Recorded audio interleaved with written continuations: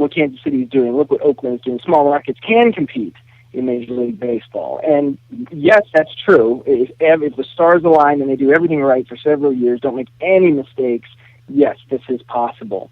But the reality is that it's still not fair.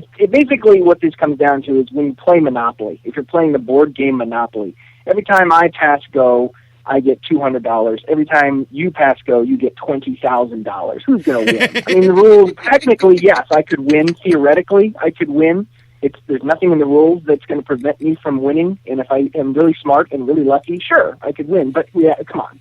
That's what's happening. And nothing we're seeing here is a reflection of any sea change in baseball. We're still in the same uneven economic universe, and I don't see it changing anytime soon. So the point being, enjoy this postseason, because when was the last time that we had a postseason that did not have both the Yankees and the Red Sox, and there's not a behemoth out there that is on the brink of a dynasty. So this is fun. This is a lot of fun, and this might be the last one we see like this for a while. I love the way you put that. When I pass go, I'll collect $200. When you pass go, you collect $20,000. You know, it doesn't exactly seem fair. But hey, I got a question for you. Let's switch off, but keep it on baseball. Yesterday, Mike Brandenberry and I, we were having some good conversation about the Indians and heading into this off season and all of that and where they go from there. And we both were throwing this out, and it's a question that I just throw out to people, especially when the Dolans and the front office and all these different conversations come up. But I know you're not going to have an answer, because I don't think there is an answer to this. But have you given any thought to why the Indians front office, for all the misses in free agency, why are they so much better at evaluating and finding awesome pieces of talent via the trade, but then not able to come close to replicating that when they get their selection in free agency? That's the big question. I mean, that really is the heart of what is good and bad about this franchise. That is the question. And in some ways you look at it and say, well, look at United States presidents maybe, and say, well, there are certain presidents who are very, very strong at foreign policy and are terrible at domestic policy, and then there are presidents who are vice versa. And ideally, you want one that is at least competent or decent in both, but there are certain guys that have certain strengths in different areas. And why is that? And at least those really are very different worlds, and there are very different skills and very different levels of intelligence that go into that. Whereas this, you're right, it basically is the same thing. You're evaluating talent. Whatever the jersey they're wearing is, you should be able to evaluate the same way. Why do the Indians have so much success evaluating other people's talent and being able to recognize diamonds in the rough and players to be named later and back page single A, double A type trades? Why do those work out, but they can't draft talent?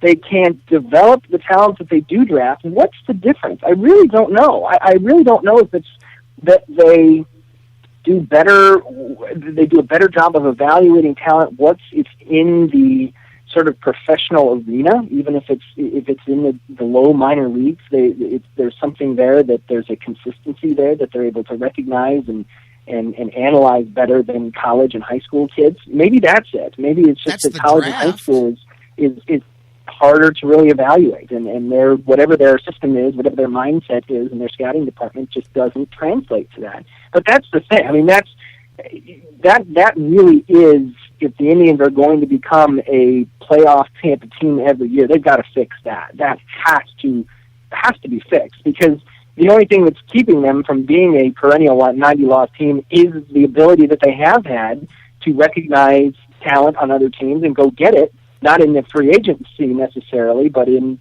trades like Michael Brantley and trades like Jan Gomes and trades like Corey Kluber, those types of deals. That's the only reason that they've been competitive these last 2 years, is because of those types of things. It's the front end, when they're up on stage and everybody's watching them with draft picks and big free agency type of moves, that they blow it. So that really needs to change. If the Indians are going to turn a corner, that's what it's going to be. I'll tell you, what you said nails the problems maybe with the draft, but to me, that doesn't answer the free agency part because those guys have played baseball. They are in the system. All of those things that don't, that don't apply to the draft.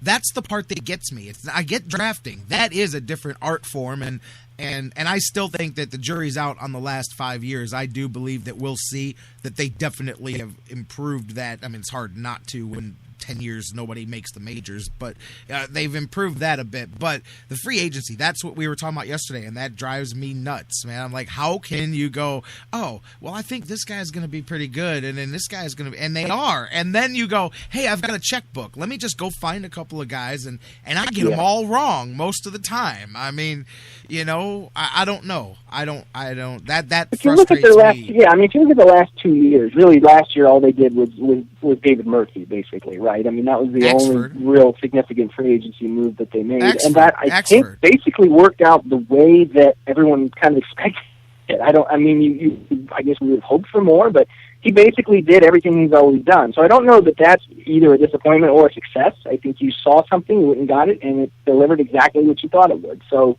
success for the Indians, I suppose. That's for sure. But the previous one is the Swisher and Bourne is the big thing that everyone looks at and says, this hasn't really worked out, particularly Swisher. And that's a case where I think that the Indians probably were a little smarter than that. I think at least the true baseball guys probably said, this is to give both of those guys the longer contracts at this stage in their career, at this age, with the history they've had. Yeah, you're rolling the dice quite a bit here. This is not the most solid move you could make. It was as much baseball, probably more so about marketing and energy. And making a move quickly right after the Dolans had sold Sports Time Ohio to Fox to show that they were investing back into the team. And this was what was there. This was what was on sale that day, and they bought it. So that was as much PR as it was about baseball. So I think that factors in sometimes. And maybe that's what it is. The Indians are so desperate for some kind of PR spark, for something to get the fans excited, that they do things that are dumb, that they re-sign Travis Hafner to a contract that is so much longer than they should have, and Sizemore and whoever else down the line. That they keep pieces and re-sign players and go try and find retreads to try and generate excitement because they're so desperate for there to be excitement that they end up being saddled with mistakes like this.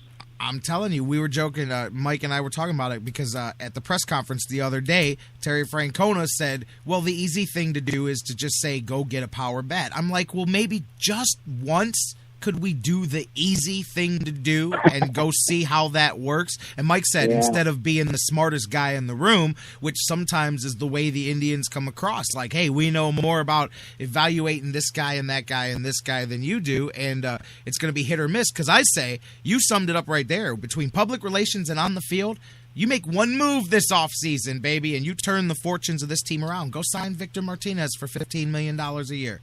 Add $15 million to your payroll. Just go to $100 million and see what this team does on the field and in the attendance next year. I guarantee you'll be happy with both of those. One move, one expenditure, done deal. I'm telling you, because all of a sudden, a lot of those fans that walked out a few years ago because they got tired of buying jerseys of guys that aren't here and blah, blah, blah, all the things that they say, that's one of them guys coming back. And they go, wow, okay, cool, man. I love it. And that's a guy that wants to come back, and he's willing to come back. People keep telling me, well, what are you going to do? If paying Nick Swisher to sit on the bench is what I have to do to sign Victor Martinez, then I will eat that money and I will deal with it, because the option is telling my fan base that Brohio is going to be better next year, and nobody wants to hear that, especially come April in the middle of a Cavaliers playoff run, most likely. Good point. You know? Yeah, I mean, Martinez, that's the Christmas dream, right? I mean, it shouldn't be a dream, though, man. Yeah. It's how you fix you're right. PR. I mean, here's the thing, though. And the Indians, as much as that would be great, right? I don't think anyone would criticize that. It's certainly not in the short term, right? I mean, that would be a great move for all of the reasons that you just said. It would hit all of those targets. It would do everything that the Indians need to have done. But it also presents that possibility that they'll fall into the same kind of trap that they have been before, whereas to get him, they're probably going to have to give him a longer contract than is wise. So at some point, they're going to wind up with a guy who's is basically contributing as much as Giambi has been this past year, and paying him a huge amount of money that's preventing you from improving the team in 2017, 18, 19, whatever it may be. So not saying that would happen, but almost certainly yes, that you're going to wind up painting yourself into a corner a couple of years from now, so everybody feels good about it, and maybe it does pay off. Maybe next year they are able to leap up into a division title type of team by making that move. I would certainly think so. My gosh, I mean, he just continues to almost get better. I mean, I think there's a case to be made. He's a better player now than he was when he left the Indians. So he's while he's certainly in the second half of his career, I think that there's more of an upside to signing him now, whoever signs him, than there was signing either Swisher or Bourne 2 years ago. And so, he hit so well in your park. I don't know. We'll see what happens. I would love to see it, but I'm not holding my breath. No, I don't think it's happening either. But, I mean, and he hit so well in your park. I mean, hey, 81 of your games are going to be played in that park. So you're going to give yourself a bit of it. It's like signing the guys that play well in Colorado. Cool. They play half those games in Colorado. So they can still help you win some games. But it's you almost want to sign him just so he doesn't sign somewhere else. Like, who even cares if he plays for us? This way we ensure that he won't kill us. This is like, if you remember about 20 years ago, the Browns signed James Brooks at the end of his career after he just riddled the Browns for years with the Bengals. Never amounted to anything but the Browns, but I was so happy that he was no longer with the Bengals, and he didn't go anywhere else, so he couldn't kill the Browns. It was the end of his career, essentially. But I was very happy with that move, even though it didn't pay out, because he didn't kill the Browns anymore. No, absolutely. I hear you there, man. And it'll be interesting. We'll see. There's a lot of time to go here to see what the Indians do in the offseason. Something else Indians related that we were talking about. Heard some stuff rumbling that there's at least a couple of parties behind the scenes this week reaching out and having some preliminary stuff with the Indians about their interest maybe in selling the team. There's at least a couple of locally based people interested in at least feeling that process out. And I've heard that's going on behind the scenes. Mike Brandenberry and I were talking a little bit last night about it, and here's an interesting thing for you Indians fans to think about. JK, tell me your thoughts on this, but I think this is a conversation. I think there's a reason that right after the season, word started breaking that there's a couple of people inquiring about the Indians, and it's because I think the Dolans are at a point here where no matter what they do on the field, the value of their franchise, I don't know if it's going to drastically drop. It's definitely going to lower a bit with the rise of the Cavs and with the lessening of available money in the marketplace and things like that, and especially if the attendance stays as down as it is near the bottom of baseball, the Dolans are going to reach a point where they're going to sit down this winter and have to look at each other and go, if we have any interest in moving this team in the next 5 to 10 years, we should do it now, because it may not be worth as much as it is now 5 years from now if the marketplace continues to go the way it does. So basically the Dolans this winter, if they were to keep the team, they're kind of privately committing to the next 5-10 years of staying here, because there's really going to be a risk that the franchise, I'm not like saying it's going to lose $100 million in value, but it may plateau and not escalate at the rate that some franchises do. That's a great point and great analysis, because you look at, basically, this is the point that Dick Jacobs sold the Indians. If you remember back then, he sold it in 1999, right as the Browns came back. And this is more or less the same thing. The Cavs are obviously not an expansion team, and there's nothing officially new, but let's face it, this is a new team. This is basically like we just dropped a championship caliber team into Cleveland's lap that wasn't there before. If the Indians were struggling before, oh my gosh, yeah, especially early in the season, is anyone really going to care? If the Cavs are cruising into the playoffs, the Indians get off to another sluggish start, can you imagine how minuscule some of those crowds are going to be on weeknights in April when the Cavs are in the playoffs on TV?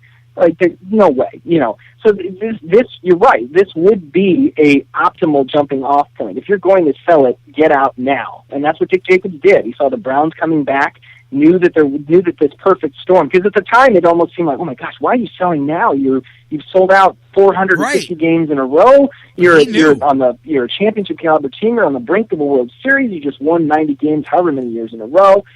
why now? And in retrospect, you say, yes, that was perfect. It was a brilliant move because he saw what was coming and got out while he could, while the getting was good. And the Dolans have an opportunity now to do the same thing. Because even if the Indians do make a step up next year and are better next year than they are this year, for at least the first 2 to 3 months of the season,